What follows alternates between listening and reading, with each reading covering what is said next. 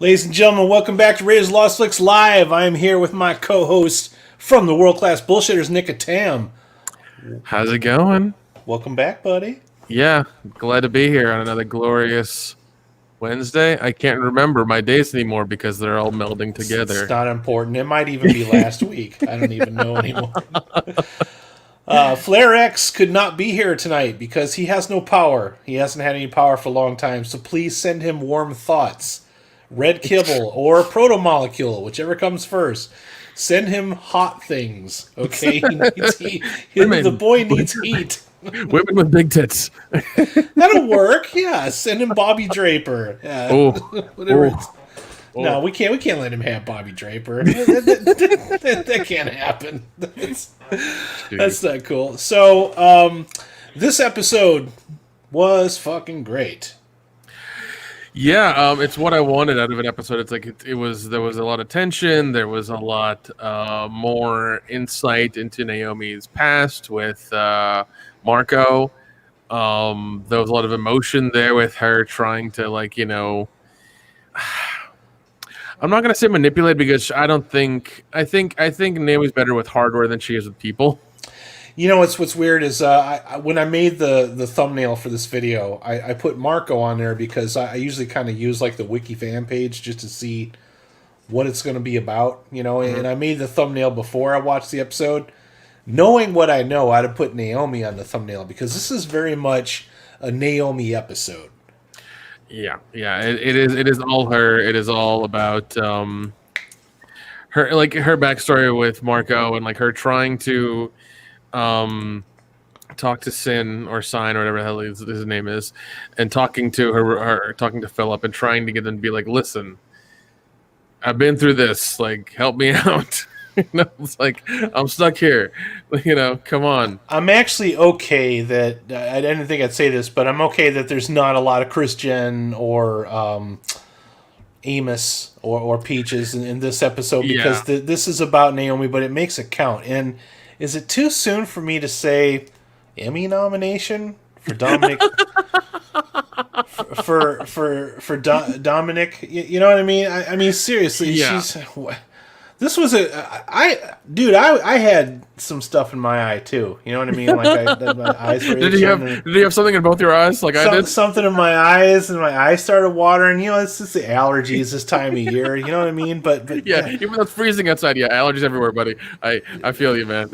Dominic Tipper really crushed it in this one, man. No, dude, she did. She totally and completely crushed it. Just the amount of emotion she brought to it, like trying to talk to Philip and trying to talk to Sin, and just like, especially when you find out. I guess we are a spoiler filled. You have the thing running below, so we're good. Yeah, the little thing below says spoiler. It's also in the description, guys. So yeah, if you haven't seen the episode yet, you're doing it wrong. It's okay. Come back and see us later. Right, we'll catch you on the playback. But yeah, but go watch it and then come back. Yeah.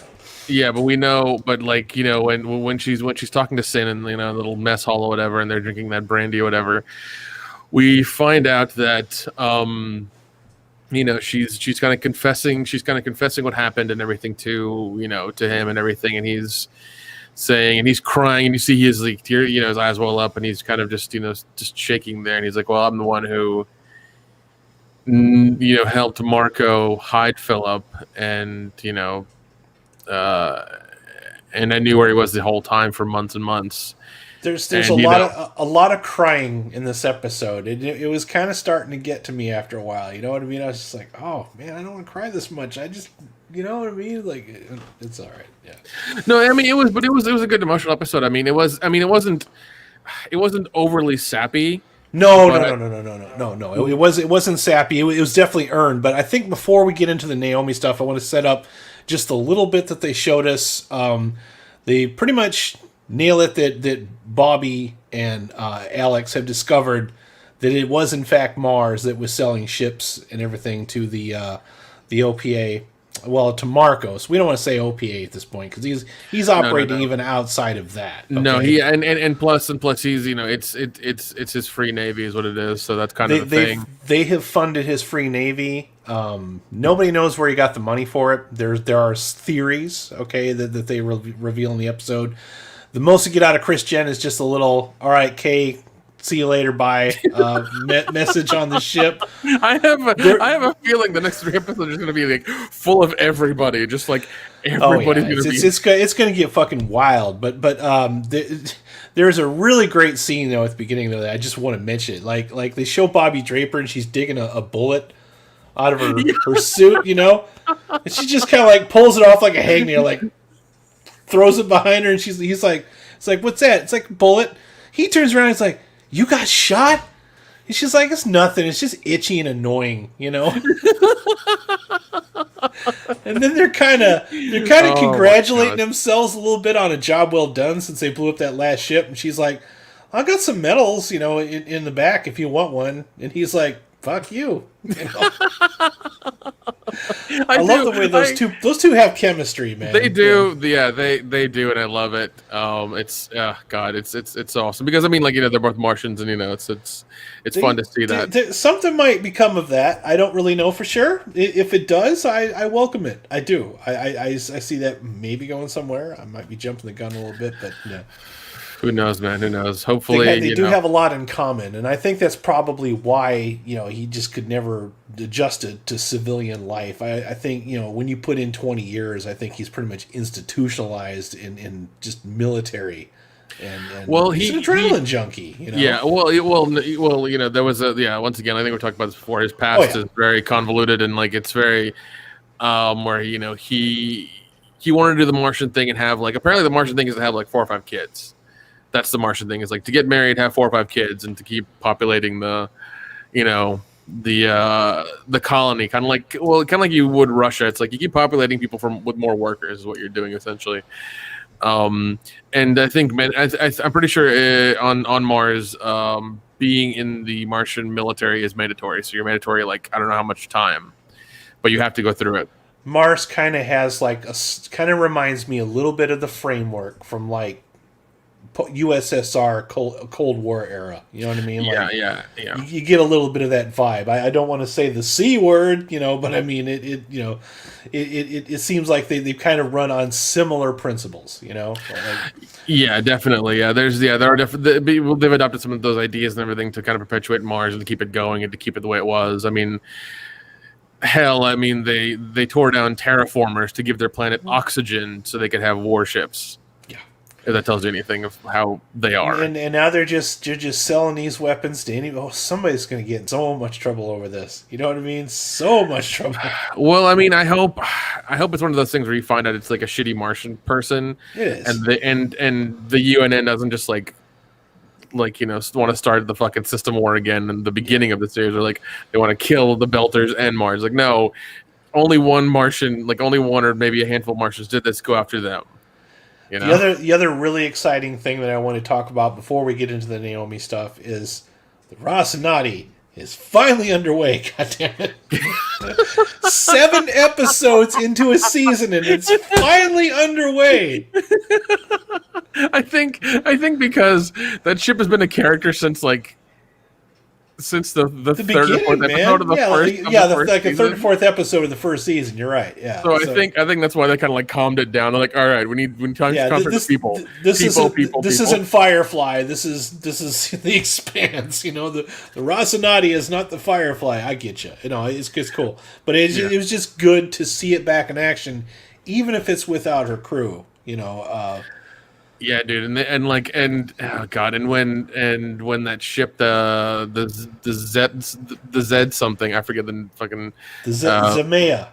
I actually have something to share about that, so I may get struck for this later. I'll trim it out later if I have to, but I have to show this because it's that dope. It's worth talking about. So, yeah, here's the Roz going after the Zemea. They're going after the Zemea because they believe that the proto-molecule is on board. We never really confirm or not if the proto-molecule is on board. We just know that the Rocinante got the intel to intercept the ship and destroy it. Of course, James Holden, being the type of savior that he is, decides to, well, we're not going to just destroy it right away. We're going to board it, get the proto-molecule, because I want to figure out where Naomi is. They might know. They might have the intel on where Naomi is. But things go differently with them because these guys launch a swarm. Here, let me Oh back up right Jesus! here. Okay, Yeah, so it's a ridiculous amount of. Oh man, it's so watch insane. this. It's yeah. Might help if I unmute it. God damn, that's a shitload incoming. Yeah, it is, dude. And oh god, I love because they have to use they have like I want to say like 6. It's just like a spiral of missiles coming. It is. towards It's it. fucking beautiful. This is so good. This shot here. Billy took out 2. All right, and then the way that they combat it is, I swear to God, something straight out of like Super Stardust HD. Okay, a slight spin, Nick. There's the guns. Yeah, just a slight spin and like a full G burn, you know, just a slight spin. And a full Right G here, here we go. Jeez. This is like the Blossom effect, you know? Just a blossom of bullets. I love playing, like, I'm going to stop this so I don't get my stream taken down, but I love playing bullet hell video games like that, and that whole scene just reminded me of one of those bullet hell type, where you have a super move, and your super move is just to, like, blossom. You remember that scene in The Last Starfighter where they did that? They had, like... Yeah. He pushed the button and then he spun in his chair. It was like the one time use, get the fuck out of jail button that they push it. Yep. It just Yep. the bullets go everywhere and they spin around in a circle. I think they called it the Death Blossom. They pulled that move in this show. As brief as it was so sweet. Oh, dude, no, it was 100% sweet because like because you see the spiral of bolts. I'm just like shit. It's probably the coolest thing I've seen since season 1. You know? Yeah, definitely. And it made me happy to see the Roxy back in action and kicking ass and everything. Also, we can tell that Alex is close to James Holden because the messages are not taking as long to get to us, so they must not be far away. So pretty soon Alex is going to be back on the ship. And of course, the last time we saw Amos, he's like, I got to get back to my crew. So at some point, hopefully, most of the band's going to get back together again. Hopefully Amos can call in a favor from Abasarala and be like, yo, get me up there. Right? Get me up the gravity well now. Something, you know. So that's happening. So now it's probably important to go to the Naomi stuff, okay? Naomi gets a visit. Well, actually, we see Philip looking at his cell phone, and he's watching the whole thing with the what was it called again? The big giant Belter ship, the cathedral. Oh, the behemoth. The behemoth. He's watching the results, like because he's kind of impressed that she was on the behemoth and all that kind of stuff, and yeah. And she and she has to keep reiterating that it wasn't just the Belters who did this; it was all of us. We have Martians, we have Earthers. It was the collective of just all of us trying to survive in this a ridiculous situation that we've never been in. She never refers to herself as a hero at any point in these events. No, so. and I mean she never takes credit for all of the stuff. She's like, yeah, I helped, and that was about it. Because she knows that it wasn't just her, and she can't just be like, oh, for the belt. It's like, no, it's for humanity. Of course, Marco Naros walks in. It's like, what you watching? He's like, oh, nothing. Just kind of turns that shit off. And then we see Marco Naros eventually goes and talks to Naomi, and they have a really tense fucking moment. Those two talking together, and we also get some flashbacks too, like right off the credits. There's some flashbacks to them when Philip's a little baby, and she's younger and he's younger, and I like that little scene. There was just enough of it to where it didn't come off as like too much or over the top or anything like this. Just enough to let you know what's going on. Yeah, because the show's never done flashbacks or anything like that. So I think with the intensity of what we're dealing with in the season and everything everything feels like it's falling on Naomi's shoulders because of what's going on. We needed that little bit of callback, a little bit of seeing, behind the curtain of what's going on and what her past was like and how she was happy there in that moment for a moment, basically. Because we haven't seen her smile for quite a few episodes now, too. So that's very true. She's been in some pretty bad shape here. So, to to make a long story short, he lets her walk about the ship again, tells her, look, if you do anything, I'm going to throw you out the airlock myself. But the moment that they have is he's basically telling her, I used to have feelings for you, but, you left us. I raised your son. You weren't there for the most important parts of his life.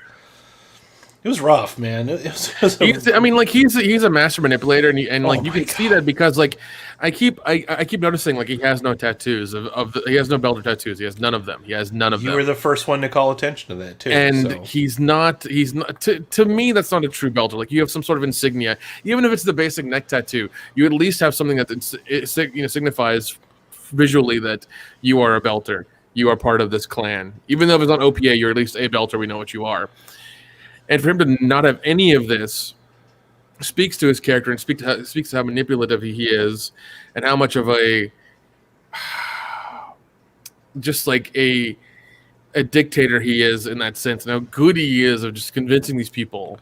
Well, that's just it too. I remember earlier in the season when we were doing a review of one of the earlier episodes, I had said, okay, to you and Flair both, I was like, is this guy really, does he see himself as a visionary, or is this guy like Alexander with an Oedipus complex? You know what I mean? We kind of all agree that he's definitely Alexander. Here we go. Neil White said more like a cult leader. No, 100%, he's a cult leader. Because he can walk the walk, and he can make everybody. He can pretty much talk his way out of almost any situation. And it's a little terrifying because you have the stakes of planets. He's once again, he launched 9 asteroids at Earth, 3 hit, 3 missed, and 3 got shot.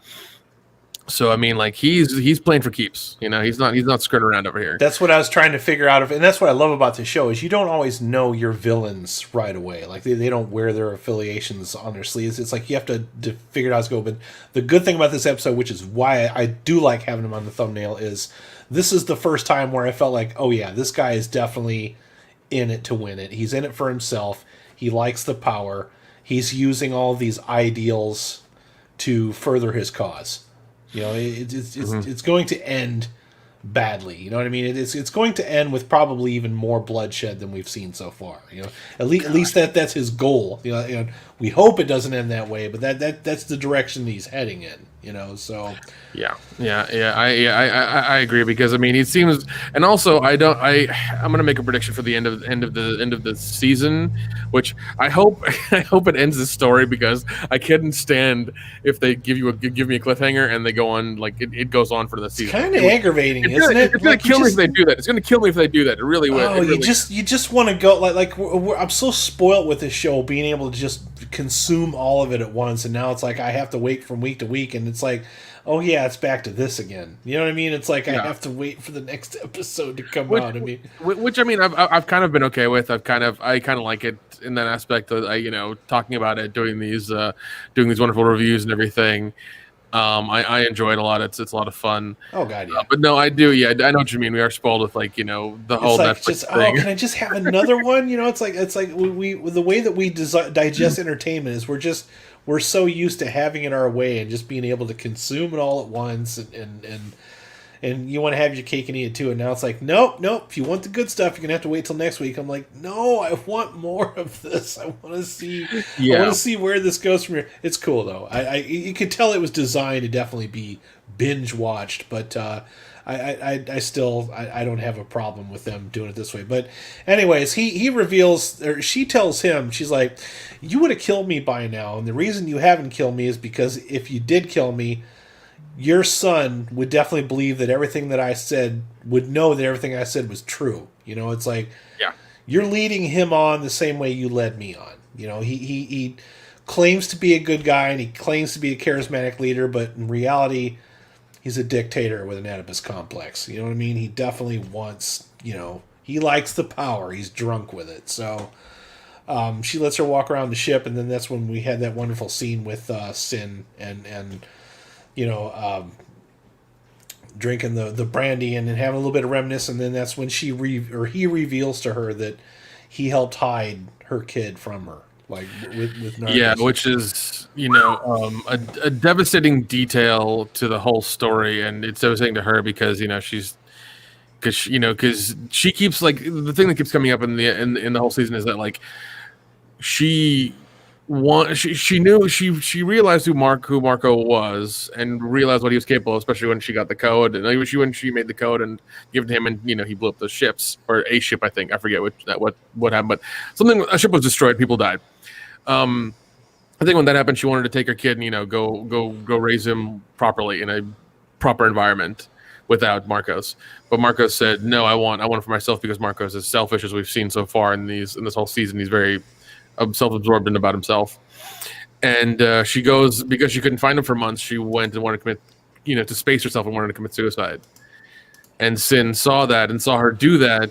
And even then, even though they've been through so much, he was still loyal to Marcos and helped Marcos hide Philip from Naomi for months.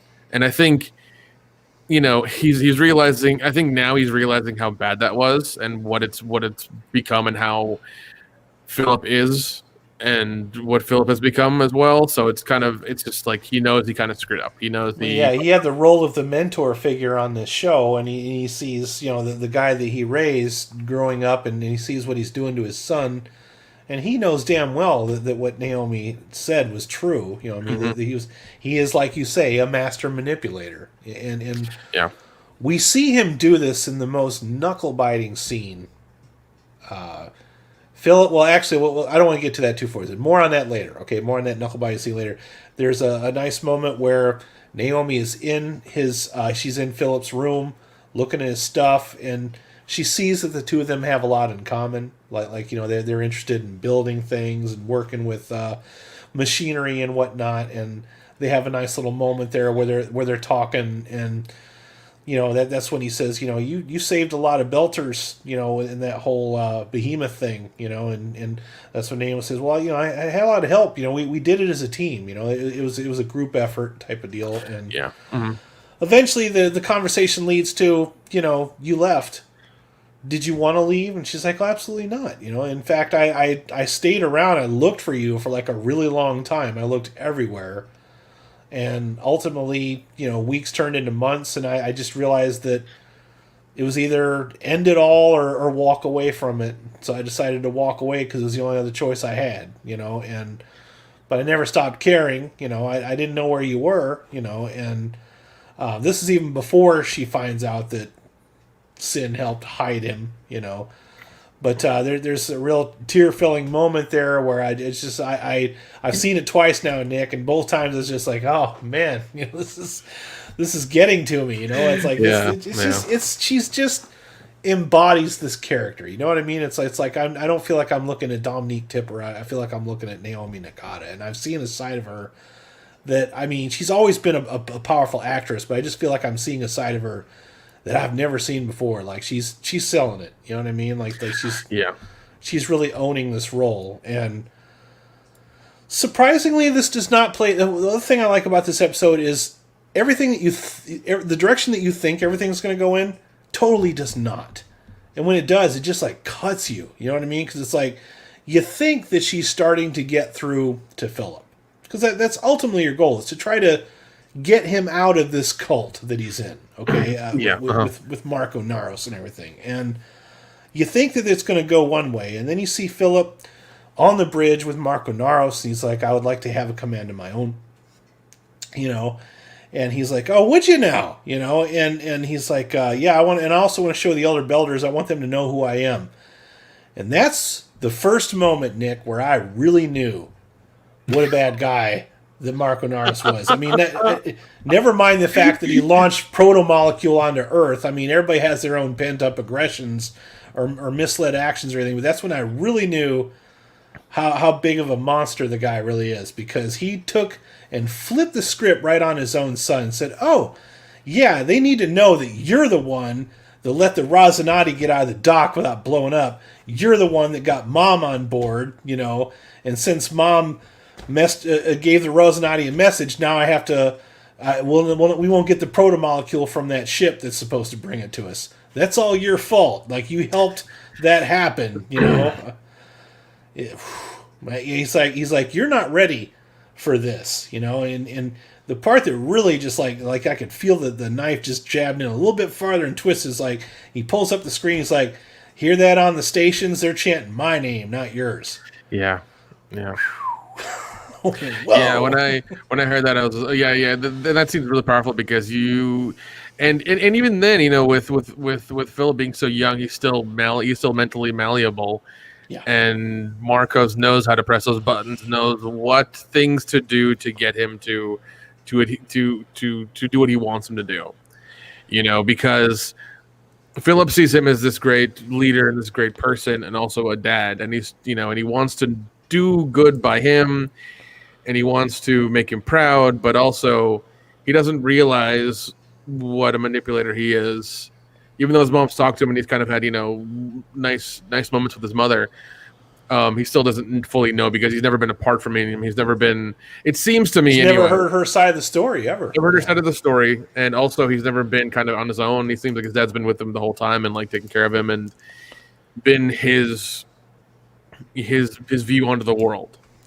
So I think I'm glad you brought that up, Neil White, because that was going to be my very next point. I was in the military. Okay, I went to boot camp. Boot camps do this. Cults do this. No, it's true. Are you sure you want to say that? It's true. Okay. The reason, what I'm trying to tell you is, it's called brainwashing. Okay, and what brainwashing is it basically preys on your fears and gives you something which you do not have. Okay, it fills a void, gives you purpose to where they can control you by giving you just a little bit of that purpose at a time. When you go to boot camp, all right, they shave your head, you take all your civilian clothes, you put them in a big dirty ass box, and you mail them back home. And they give you uniforms, they shave all your fucking hair off. You have been stripped of all your individuality right from the get-go. They give you nothing. You march around in sweats for a couple of weeks. Okay, I think our friend has also been. Oh wow, he was. I think he's at boot. He was at boot camp at Fort Knox, or is boot at Fort Knox. So he knows where I'm coming from. Okay, so what you do, Nick, is when you're in boot camp, you gradually earn back some of your freedoms. Like you they make every damn stupid thing you do feel like an accomplishment. So what they do is they tear you down to nothing and then build you back up again. And we watch Marco Naros do this right in the scene, because he just tore him down to nothing in front of everybody.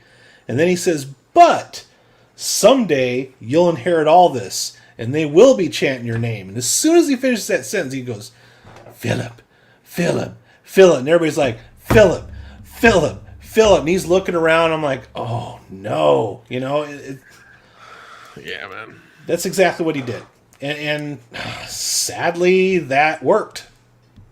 Yeah, it did. And once again, he's an impressionable kid. That's his dad, and he's in a situation right now where he's just gung ho, and is just like the mission, and we need to get back at these inners, these Martians or whatever. They've done us wrong, and that's kind of the thing that his dad has drilled into his head. And yeah, man, it's one of those things where you want to shake the kid yourself and be like, wake the fuck up, and just be like, he's just blowing smoke up your ass, kid. Yeah, he's blowing smoke up your ass, really, and it's God, I wish, because I think at some point if in the next 3 episodes, Philip loses his faith in him, like then everybody else will on the ship if that happens. I don't know. This is the direction that I think it's going to go in. Okay, and this is where we're going to have to get into the important moments so that we can speculate a little bit. Okay, yeah. They bring Naomi up on the bridge in front of Philip. Okay, and they says, you know what? We decide we're going to let you go, but we're going to use your ship. And I knew this was going to happen. It's like, as soon as they say, hey, can I borrow the ship? I'm like, you're going to use it as bait, or you're going to blow somebody up, or frame her. You're not going to do anything that isn't insidious with this ship. Like, I pretty much gave up on Marcos a while ago. He just proved that all my suspicions were true. But, he says, we're going to use your ship to catch Rocinante, and you're going to watch them die. You're going to watch your family die, and then we're going to throw you out on one of the lifeboats, So right in front of Philip, and she's like, Philip, don't do this. He slaps her, like backhands his mom dude, right and like across the face. yeah, that's Ooh. like it's way more powerful than if Marcos did it, it's kind of would be predictable. But the fact that her own kid did it is just like you at that point you realize like Marcos has too much of a hold on him, and she can never really truly break it, only momentarily here and there. And she has to, he has a powerful hold on everybody on that bridge because, like, even Yeah. Sin's sitting up there and he doesn't do anything. He doesn't intervene. No, he doesn't man, stand up. Oh god, that was the biggest thing. Is just kind of like she's looking at him for something, and he Like, just out of me out here, I mean, throw me a bone, Yeah, out of survival instinct, turns his chair and is just kind of like going back to his computer. I'm just like, shit. So this is really bad. At one point, Naomi's just like, "Don't you speak for my son?" And it's the son. Like, it's like, "Did you think you were gonna control me, brainwash me, and do you think you'd be?" And then Marcos jumps in. "Did you think you're gonna turn my own son against me?" It's like, yeah. So this is, so they drag her off the bridge, and like I said, it was one of the best. This whole episode is just I've. Dominique Tipper at her absolute top of her A game on this episode, more than any other in this series. Just was just really owning it. She screamed, "I fucking hate you!" and they're dragging her out the door, and Yeah. you could feel it. I could feel it. No, you could, man. You could just feel the her seething hate for him through the damn screen. Like, it was like, shit, if they let her go, she's gonna claw his fucking eyes out, and it's gonna happen. Also, we kind of forgot to mention that the Rocinante did destroy the Zamea.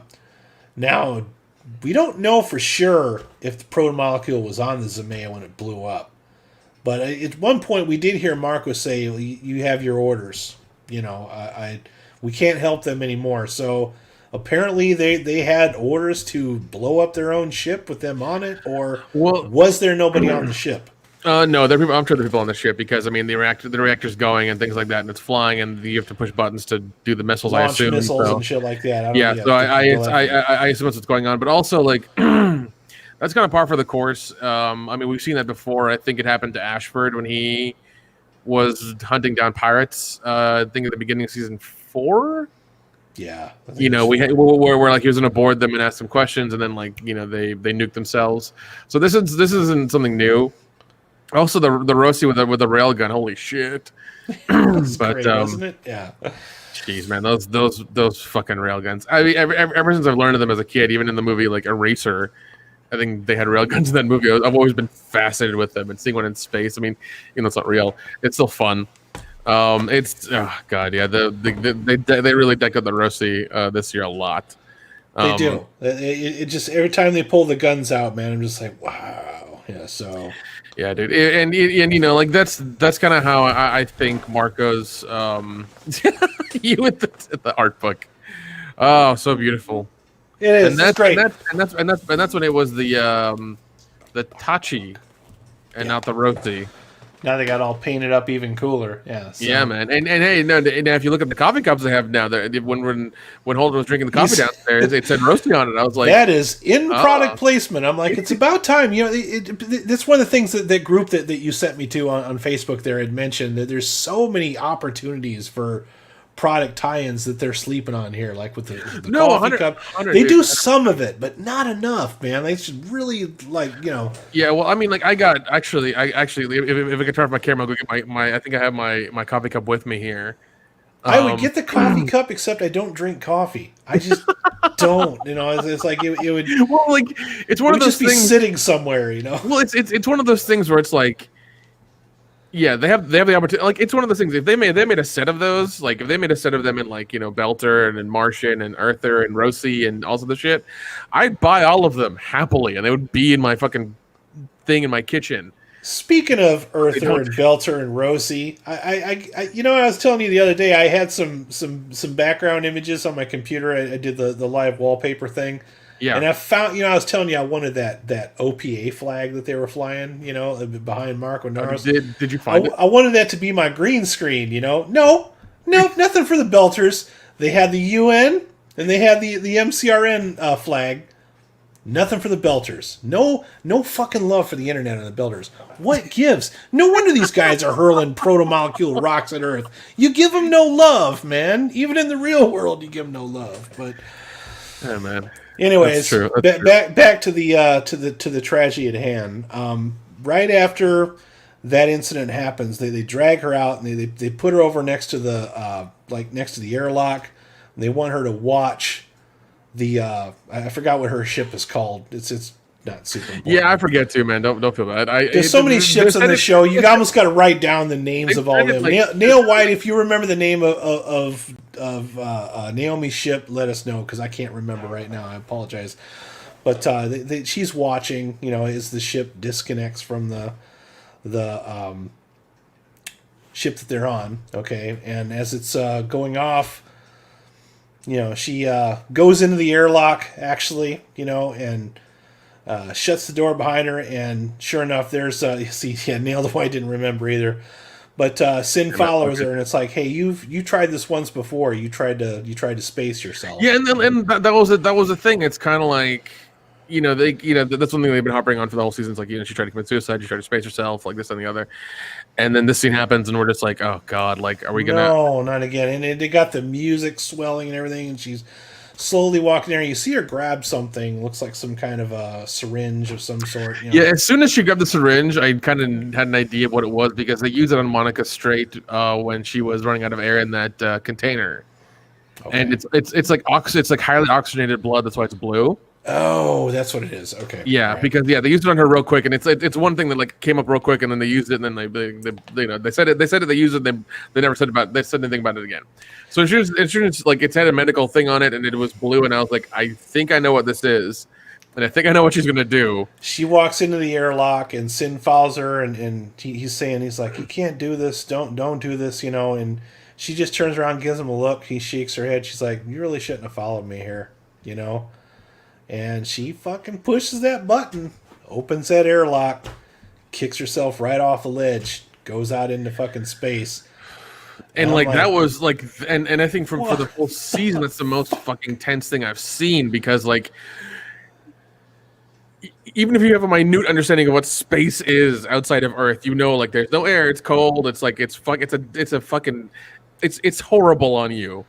Especially if you and like if you have a suit, you're gonna survive for a limited amount of time, but you have nothing, no protective gear at all, and you're just doing this. Like, that's how fucking desperate she was. She's you see the breath coming off of Sin's face, as he just kind of dangles there, and then you see the breath coming off of Naomi, but she kicks herself towards her ship. So I'm like, okay, that's different, And then she's about halfway out there, and then she takes that syringe and jams her leg real quick, and then all of a sudden you see like her eyelids kind of changing colors, So I guess that, like you said, that's the blood that she injected herself with. Yeah, well, no. Actually, the blood coming to her eyes is the blood because they're being oxygen in the blood. I think. Anyways, I'm not a medical professional. I might be talking out of my ass. The blood boils, and since that's the shortest distance, like the surface there, it comes to the eyes first, and your blood will come out of the eyes and boil at the eyes first. So that's what you were seeing is like the blood is actually boiling at her eyes first, and she was trying to look at the door, and she got real close and smacked it into the whole thing. You're not an MD, Nick? I guess I got the wrong resume. Listen, I may be Indian, but I'm not a doctor, so give me a break. Oh. My mom always wanted me to be a doctor or a lawyer or an engineer. Didn't fucking happen. But I like once again. Okay. So I didn't catch this. I watched it twice. I did not catch it. It says, think back to when Philip searched her. He gave her that. Did he though? I don't remember that. Holy shit! Yeah, but maybe he did. But why would Philip give her the syringe of? You guys see the Easter egg in the intros. What? I think I know what you're talking about. I think it's around the proto-molecule. I mean, not the proto-molecule, but like the ring gate section where you see the little dude. I don't like people have taken pictures of it and I can't read it because it's so blurry. I don't know what it is. Oh, really? Yeah, it's just like If half that's of a what you're second. talking about. Okay. Now I have seen the Easter eggs every time something happens to one of the planets, they change the intro, and I personally love that. Yeah, I like that it changes slightly. You know, I even when they did it on Star Trek, like I think around Deep Space Nine, like around season 4, like they changed the opening a little bit, and they had like more ships flying around. And they kind of changed the music a little bit. I appreciate it when they do that kind of stuff. They used to do that on the X-Files. Oh, 100%. Because I remember when Earth nuked one of Mars's moons. Like now it's just like the scattered like asteroid thing that's around the planet. Even now they show like those big impacts on Earth in the intro as well. I love that they change it, and I never skip the intro because it's so beautiful. Yeah. Even from the first moment I saw it, I never skip the intro. I just don't. It's just really well done and awesome and beautiful and just really cool with the music and everything that I can't skip it. The only show that I skip the intros on is Star Trek Voyager because they never ever fucking change it ever. It's the exact same every time.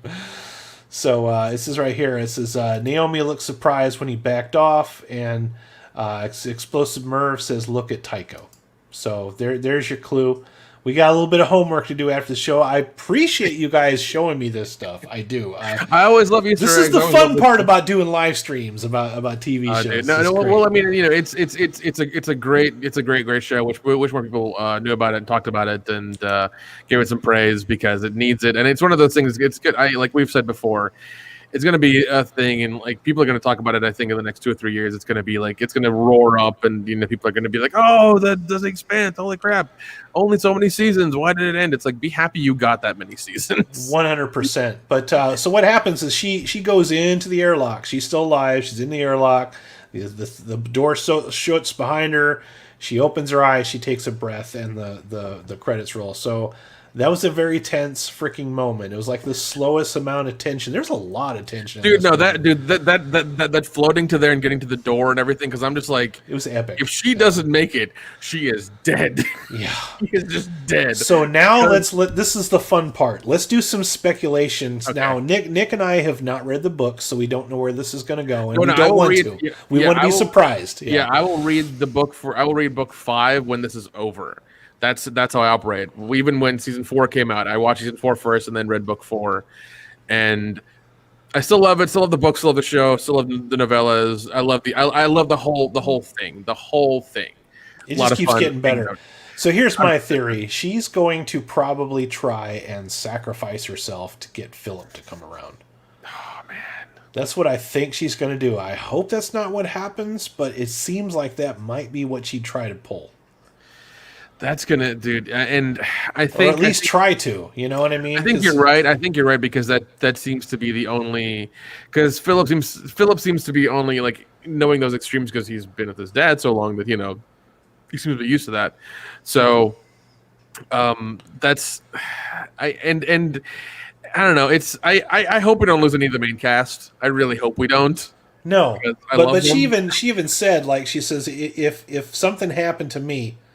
He'd know you for the monster that I know you are, and yeah, I think she's gonna go forward with that because it's like she tried talking to him, didn't work. Okay, she tried going through sin, that didn't work either.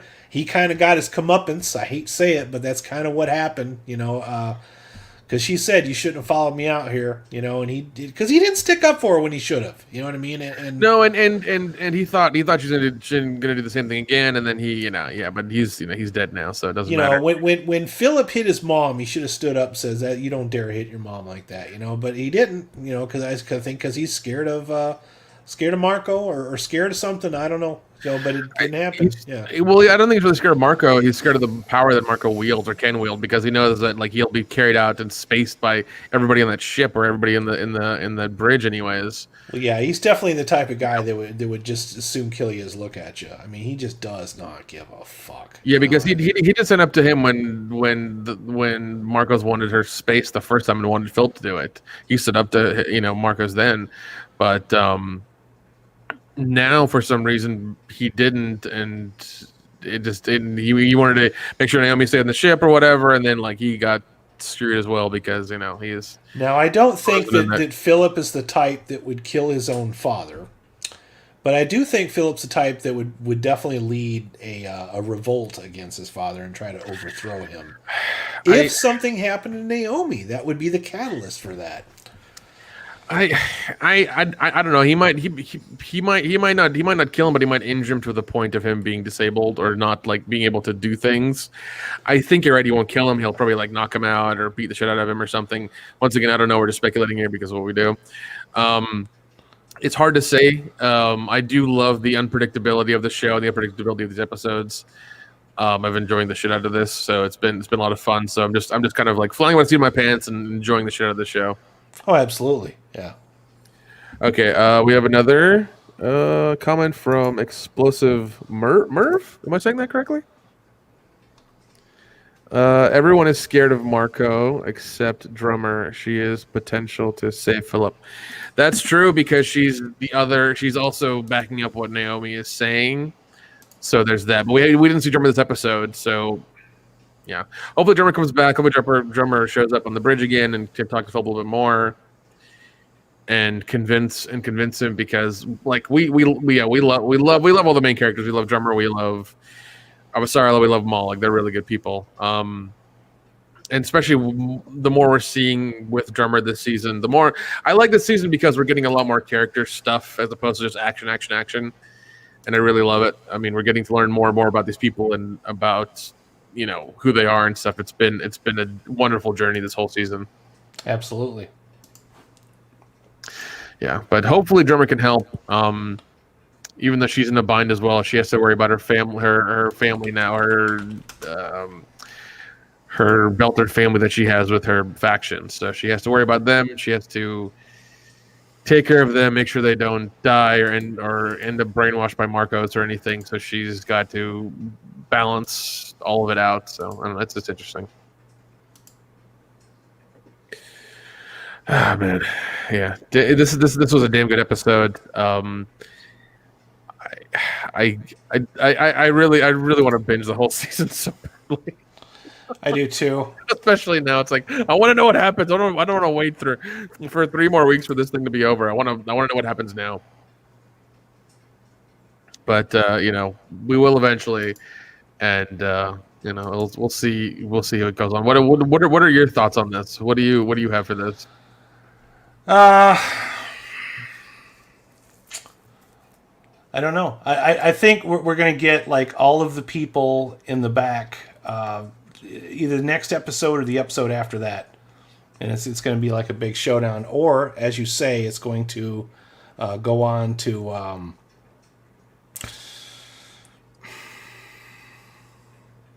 It's going to hopefully it doesn't end on a cliffhanger like you say it will. So I'm just hoping that doesn't happen. No, I know you. No, I want the story to be. I mean, even if Marcos survives, even if like the whole thing ends and Marcos like survives and goes out into space and is just like forgot. I just want some sort of resolution. I don't want there to be like this cliffhanger thing happening because I can't wait another year for season 6 to come out. That's going to kill me.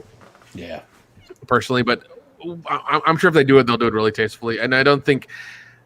They haven't. I mean, the only time they've ever done that, I think, is season 1 to 2. They didn't do it for. I don't think they did it for 2 to 3. I could be wrong though. But we'll see what happens. I know 4 was its own season. So I don't know. Yeah, I do like the mystery of it, but yeah, it's we want to binge watch it, we really can't sometimes. So what are you gonna do? But yeah, I do. I hope that I'm wrong. I don't want to be negative about it, but I get the feeling that she's gonna probably try to go for trying to get Philip to come around to being seeing that his dad is actually the horrible person that he is, which is, he's a conqueror. He's a conqueror in the name of, trying to use ideology to further his cause, Yeah, definitely. Which is the worst kind. So. Yeah. I mean, you use manipulation and wordplay and just people's emotions against themselves and everything. So yeah, he's a classic dictator is what he is. He knows how to talk and how to rile people up and stuff. So I mean, yeah. But yeah, man, we'll see what happens in the next episode. But yeah, I think that's about all I got for this one. Honestly, it was, like I said, it was mostly a Naomi episode. I think it definitely needs to be Emmy Award, at least an Emmy Award contender. No, she deserves at least a nomination. I hope if she gets nominated, I hope she damn gets it because she deserves it, man. She's done so much good stuff in the show, and this episode was really showing her talents and her ability to her range of emotions and everything. That was wonderful. Also, shout out to Vero. I can't say your last name. I'm so sorry. I'm not going to mess that up. Yeah, if we get the name wrong, they'll just accuse us of stuff. So, yeah, I'm just going to call you Vero. Vero. Yeah, thank you for watching the show. Thank you for watching two. Oh, here we go. Here's a question. Here's something we can answer. Sort of off topic, but why isn't the UN using the tech from Mao's ships? Oh, the stealth tech? I don't know. Yeah, that's a really good question. Maybe they've banned the stealth tech. Who knows? Well, they can't really ban it because Mars had it and they gave it to Marcos for the asteroid. So it's this. I don't think Earth has it. I think it's only on Mars. That's my theory. I could be entirely wrong. I don't know. I think this is the comment you were looking for. I like the weekly release because it gives me the excuse to tune in to you guys. Aww. Yeah, Vera, thank you for tuning in to two nerds on the internet. Talking I'll attempt it. Vera Juarez. Vera Juarez. Right? Okay, good. Vera Juarez. Okay. That's probably better than I was gonna do. I was like Chavez. What? Huh? What's going on? Sorry, I'm horrible at names. I really am. I'll just say the first one because I don't want to butcher the whole thing. Yeah, I'm surprised Sarla hasn't picked up the red phone and said let's make those stealth chips happen now, because God knows they could use them. And also, we still haven't figured out what happened to her husband yet either. So there's that thread line that we haven't come to a conclusion on yet either. So I'm thinking there might be a happy ending to that, where it's like she finally finds him and he's okay or whatever. And there's this slow motion walk and they hug or something. I don't know. I think that's what's going to happen, but I could be wrong. I could be entirely wrong. Hard to say. Yeah. So anyways, that pretty much wraps up this episode. Can't wait to see where it goes next week. We'll be here. Here we got. But yeah, so he says those were better than Mars ships. I don't know, man. The Rosinati's a badass ship, and also the one that blew up in the first season too, that they were on the one that they got the Rosinati out of. Those Martian ships are pretty high tech, man. I don't know if I can say that the UN ships are better or not. I really don't. And also I don't know. I kind of, it's been a long time since I watched the first season. I think the way Mao did it is that it was Martian stealth tech built by Earthers in Mao's facilities, I think. Oh no, the Mao ships. Okay. All right, the Mao ships. All right, I know what you're talking about. Yeah, I mean, we all know you're partial to the Mars tech, so I think I am too, dude. I think I like their weapons. I mean, obviously Marco knew their weapons were better. There it is. There you go. So. Also, let's see if I can show it. There we go. There we go. Nice. My phone background. Yeah, that's a nice one. I can't show off my wallpaper, or I would. It's just live wallpaper. I didn't make it, but I got. Expanse, wallpapers and screensavers and stuff too, because I'm digging the hell out of it, and I enjoy coming here where we can talk about it. I do. Yeah, man. Yeah, feedback from the fans and Yeah, and I wish I once again I wish there were more toys, more stuff, more things. I have to go to Etsy and get things 3D printed from some guy in Iowa, which I'm glad to do. But I would like some official toy merch. I found somebody that would make a T-shirt in my size, but they wanted a ridiculous amount of money for it. I'm like, it's just a T-shirt, bruh. Yeah, man. I've been there, man. I've been there.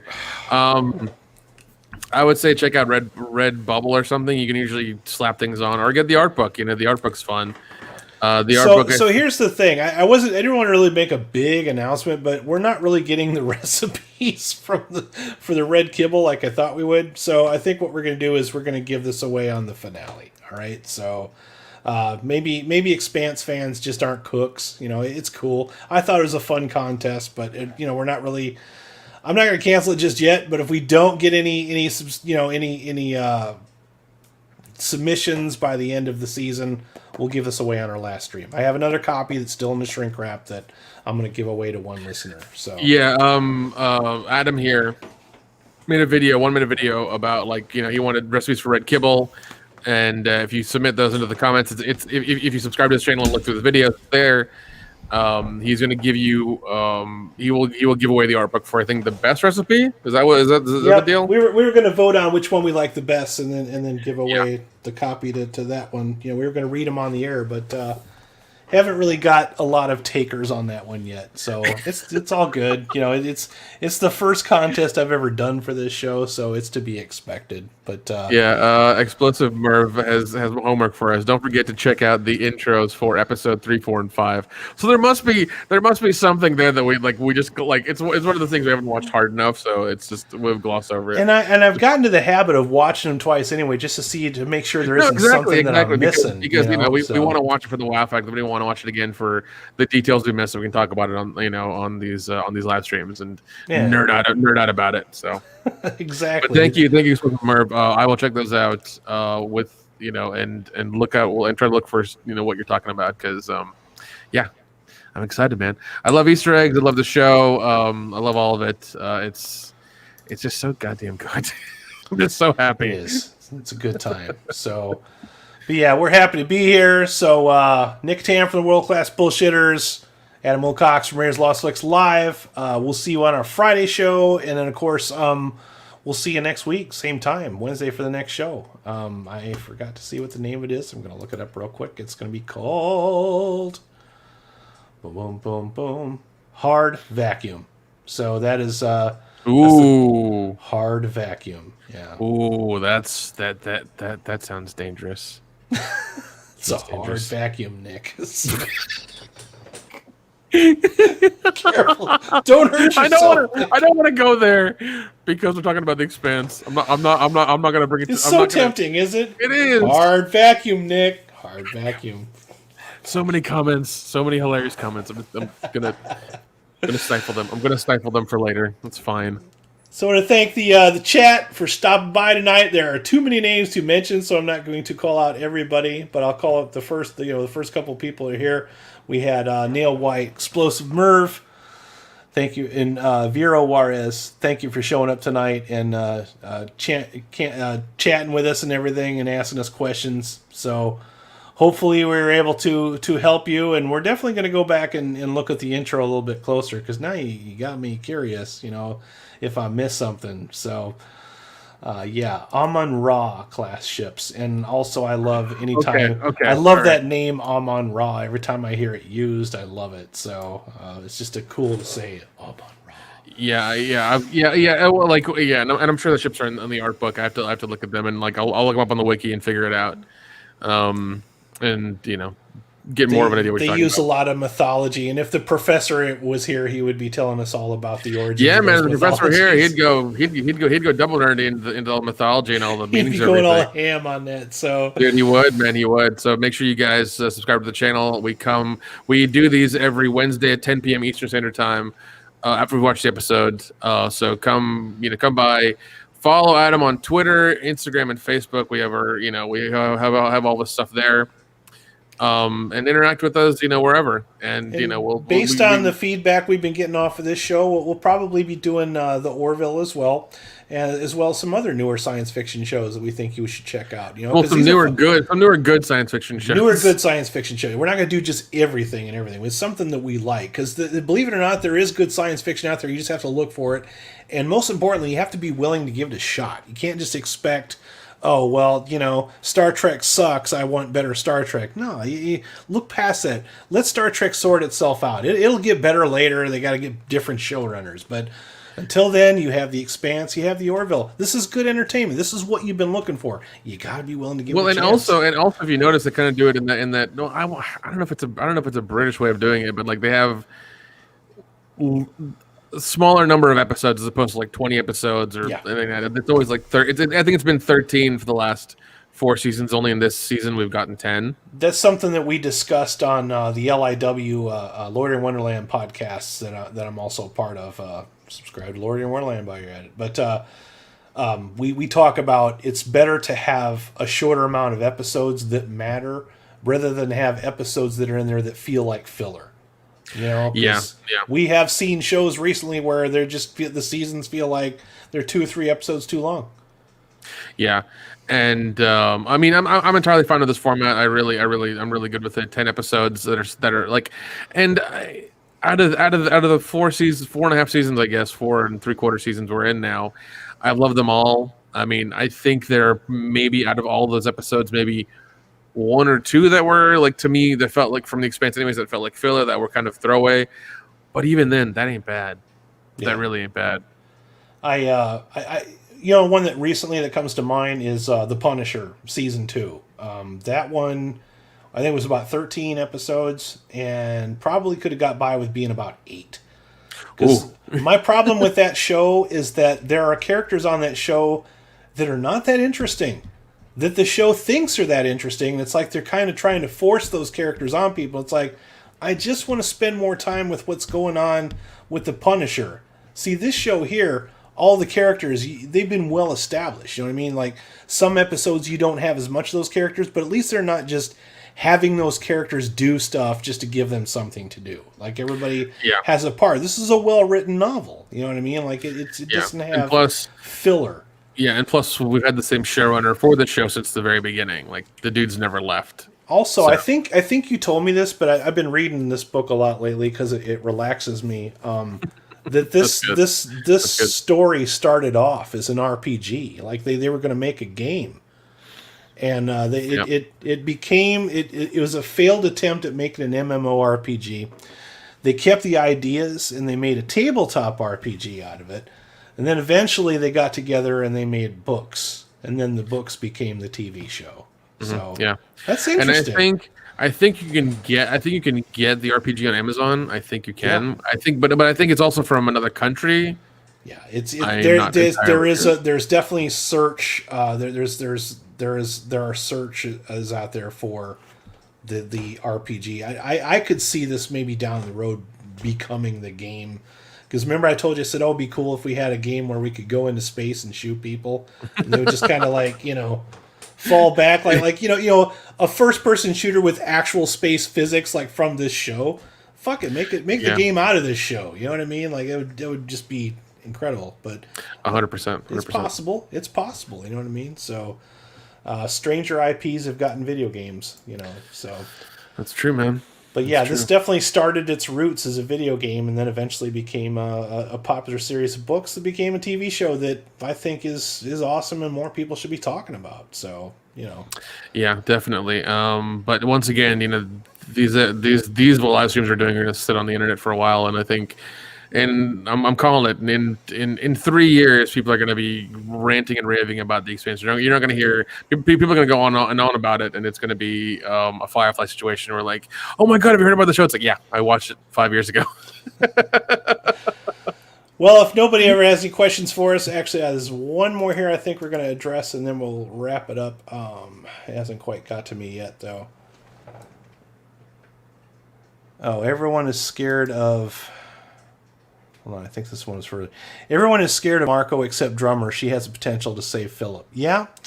I'm missing Drummer too, buddy. Just saying. All right? I really am. So, but like I said, don't waste the characters in the show. This particular season here is not afraid to push a couple of characters out and let another character come in. That's one of the things I always liked about the newer Star Trek shows, like post... the Next Generation it was an ensemble cast where you could have a whole story around another character. The Expanse is no stranger to that either. Like they will build an entire subplot around one of the other characters. I mean, Amos didn't have nearly as big of a role as he has had this season, and he's like probably one of the more popular characters on there this season. You know what I mean? So, Yeah, definitely. So you got now that you've given him a good backstory. We have somebody else to root for. So Yeah.